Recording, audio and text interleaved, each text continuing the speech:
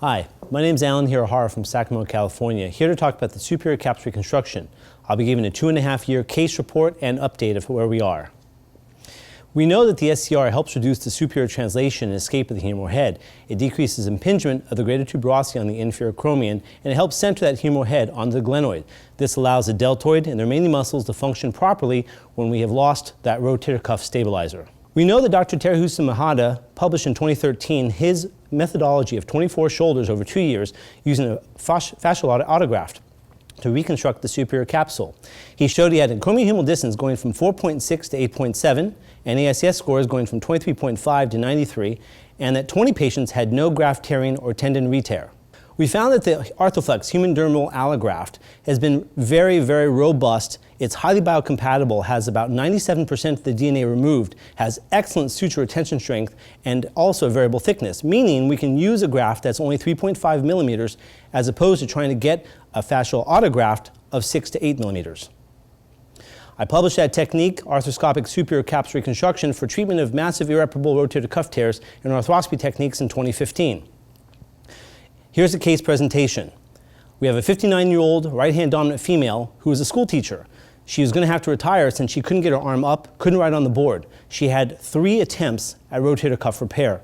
But at this point, she was done. She was going to have to retire. She only had passive full range of motion, but actively only to 90. She had some mild chondromalacia, and this is what we found when taking a look inside of her joint. She had a massive irreparable rotator cuff tear with large defects in the bone, but yet only mild chondromalacia, so well-preserved cartilage for the most part. The big question is, what were we going to do? We went ahead and embarked on the superior capsular reconstruction. We were able to see this type of image, as you saw before.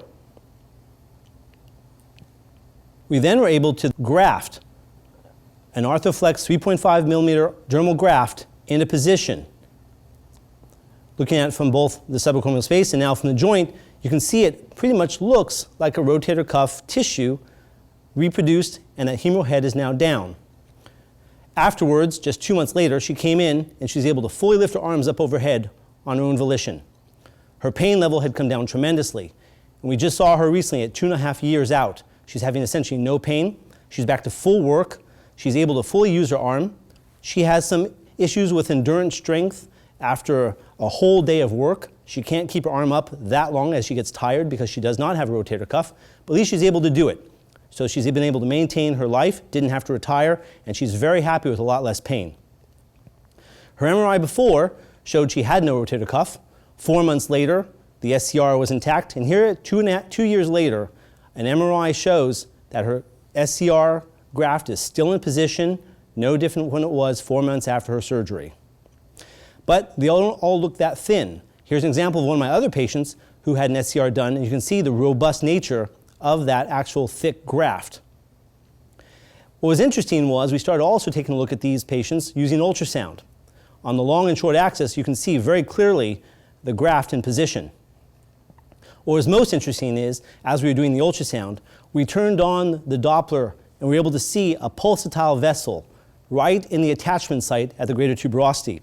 This was a surprise. There's always been a discussion of whether or not what happens to the graft after replacement. As people would argue, it's dead tissue and it's not going to come back. Well, here that's clearly not the case. Because it's dermal tissue has vascular channels. And what this allows it to do is reestablish vascularity. And so at 8 months out, we're seeing vascular channels with pulsatile vessels in ultrasound. This occurs anywhere between 6 and 8 months.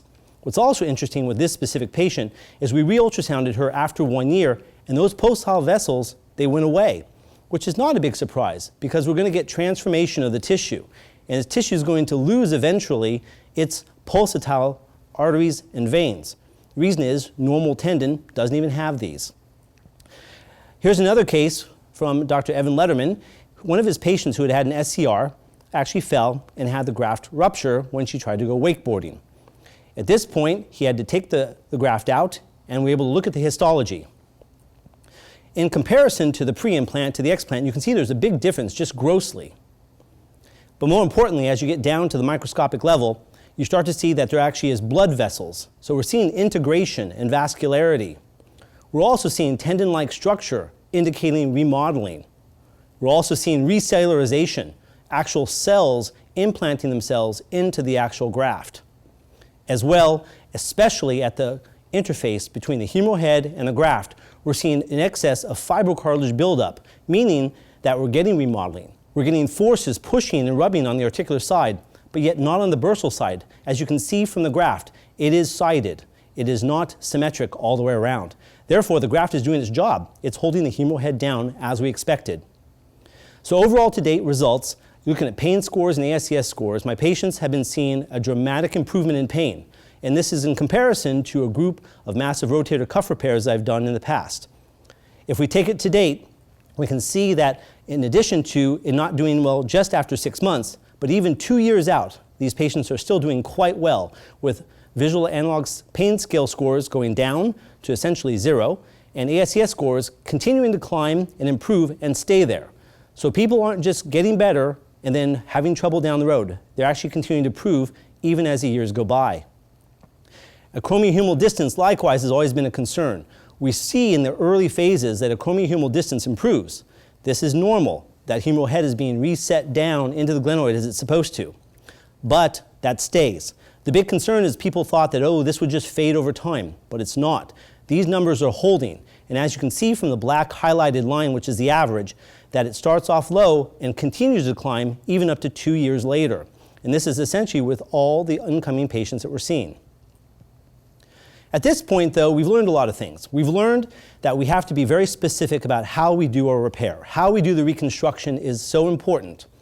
One of the first things we found out, that measurement of the distances for the exact placement of the sutures through our graft is very important. We learned very quickly that using linear distance does not correlate to curvilinear distance, that these two measurements are quite different.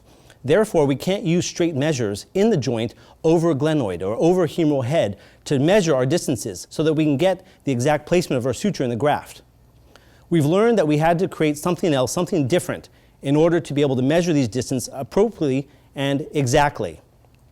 What we've done is, if you come in after you've placed your anchors, you can use your sutures as your measuring distance points. By using this instrument, we can zero out the instrument by marking on the actual suture a 0 point. Then as we move the suture to our next point, we are then able to measure the distance of that point that migrates.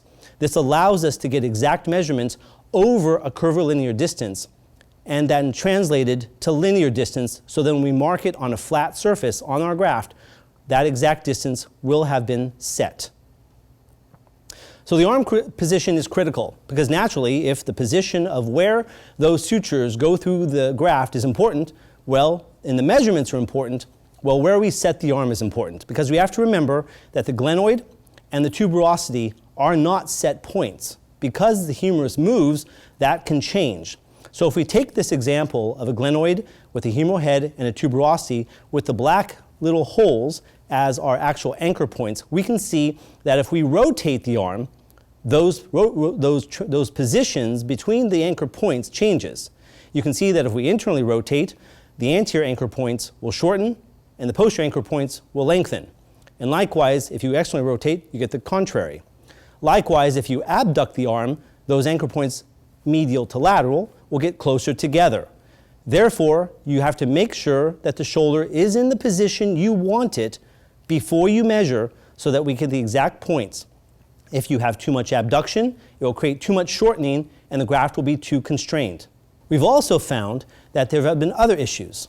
For example, one of my other patients, who is 1.5 years out having some pain from an SCR, we got MRIs and X-rays, and we found that he had some anterior superior migration of the humeral head. The graft was intact, but the head seemed to be slipping anterior to the graft.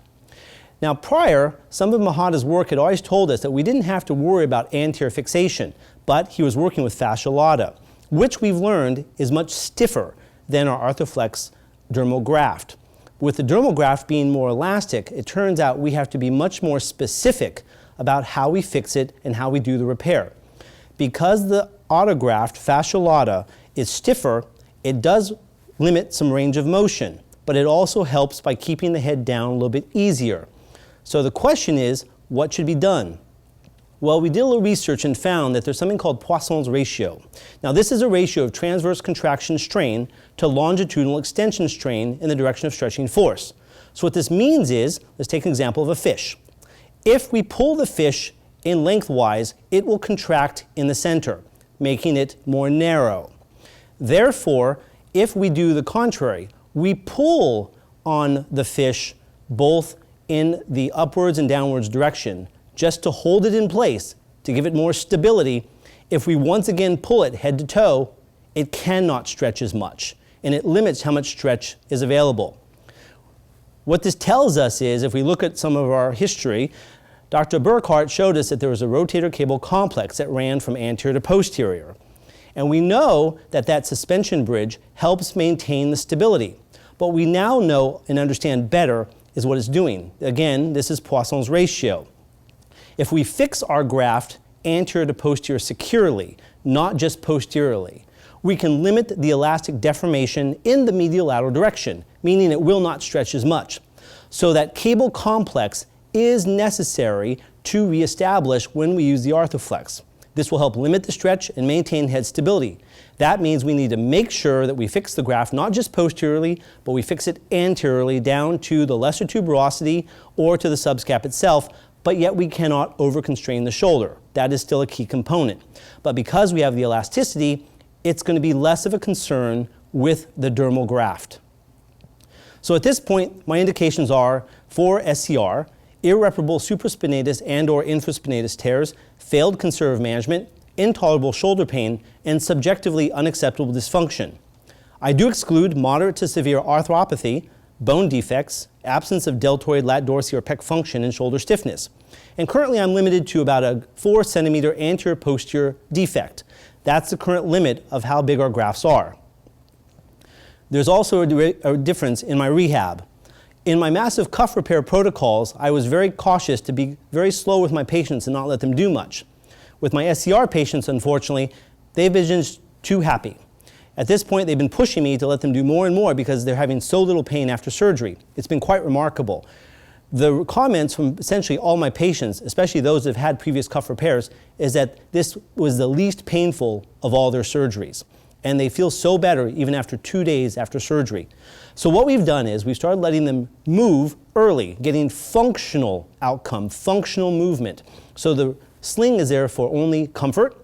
They're allowed to move it, doing some early active assisted, and if doing quite well, some early active motion, but we're still not going to strengthen them. As some of the work has shown us on allografts, that the allograft can get weakest up to 6 weeks plus. We need to be still careful in the early phase not to strengthen too fast or too hard or let them do too many heavy activities. But getting back to functional activity is allowed. In summary, Dr. Mahata showed us that his SCR was an outstanding innovation in rotator cuff pathology and what we can do to repair them. He showed us that his age distances went from 4.6 to 8.7, ASCS scores from 23 to 93, and what's been excellent is that we've been showing with the ArthroFLEX allograft very similar outcomes. At this point, in 2014, there are 31 SCRs done in the US. That went to 1,500 in 2015, and here in 2016, as of October, almost 4,000 have been done. The early US feedback has resembled Japanese findings with improved AH distance, decreased pain, increased motion, and overall patient satisfaction. But what's been critical is what we've learned on how we have to do a better job with these patients and with our repairs. There are technical aspects that are further being evaluated to make this even more reliable and better for our patients.